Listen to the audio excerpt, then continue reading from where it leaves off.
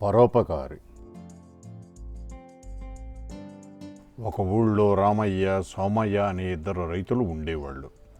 రామయ్య పొలం చిన్నది, సోమయ్యకు చాలా ఎకరాల పొలం ఉంది. వారి పొలాలు దగ్గరలో ఉండేవి.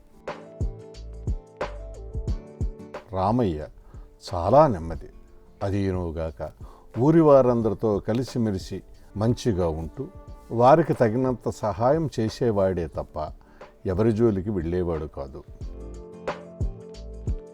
శాంత స్వభావం కలిగి పరులను నొప్పించేవాడు కాదు. సోమయ్య చాలా దురాశపరుడు. తనకు చాలా పొలం ఉన్నా ఎలాగైనా వ్యవసాయం మీద ఎక్కువగా ధనం సంపాదించాలనుకునేవాడు. తనకు సహాయం చేసేవాడితో చాలా చక్కగా మాట్లాడేవాడు. తనకు అవసరం లేదనుకునేవారితో అసలు సరిగా మాట్లాడక దుర్భాషలాడేవాడు. కాబట్టి సోమయ్య దగ్గరకు ఎవరైనా సరే పనికి వెళ్ళేవాళ్ళు కాదు. అదే రామయ్య దగ్గరకు కూలీ డబ్బులు తక్కువైనా అతని దగ్గర పనికి వెళ్ళేవాళ్ళు. రామయ్య పొలం ఎత్తులో ఉండడం చేత అతని పొలానికి నీళ్లు సరిగ్గా రాలేకపోయాయి. సోమయ్య పొలం దిగువన ఉండటం వల్ల పొలానికి నీళ్లు త్వరగా వచ్చాయి. రామయ్య నీళ్ల గురించి బావి తవ్వడం ప్రారంభించాడు.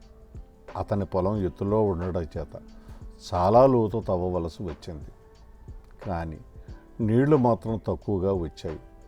సోమయ్యకు తన పొలానికి సరిపడే నీళ్ల కంటే కూడా ఎక్కువగా వస్తున్నాయి.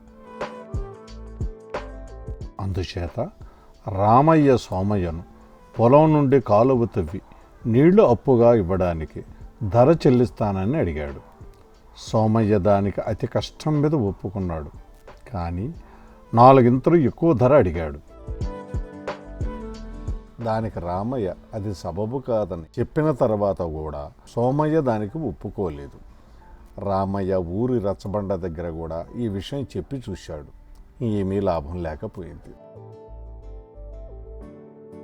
ఇక తన వల్ల అంత ధర చెల్లించడం కాని పని అనుకుని పక్క ఊరు నుండి లారీల ద్వారా నీళ్లు తెప్పించుకున్నాడు. కొంత ధర ఎక్కువైంది, కానీ అతను అంత మాత్రమే చెల్లించగలడు. తను ఇంత కష్టపడి వ్యవసాయం చేస్తుంటే సోమయ్య ఊరకు చూస్తున్నాడే తప్ప రామయ్య బేరానికి ఒప్పుకోలేదు. పరులకు తోచినంత ఉపకారమే చేయాలి తప్ప రామయ్య అడిగిన తర్వాత కూడా సోమయ్య ధర విషయం ఒప్పుకోకపోవడం ఎవ్వరికీ నచ్చలేదు.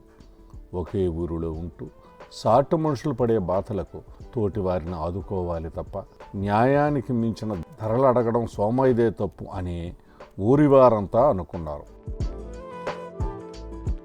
పొలంలో పనిచేసే వాళ్లకు కూడా ఈ విషయం తెలిసింది.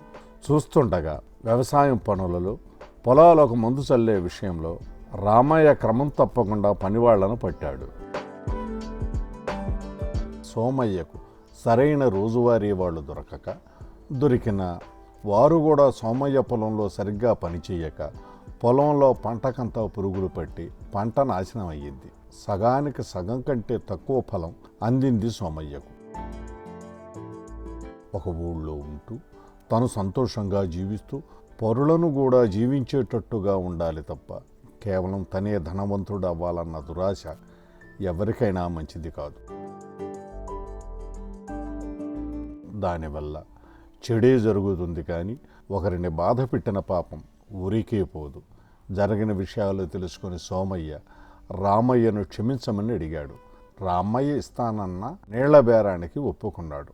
ఇప్పుడు ఇద్దరూ సంతోషంగా వ్యవసాయం చేసుకుంటున్నారు.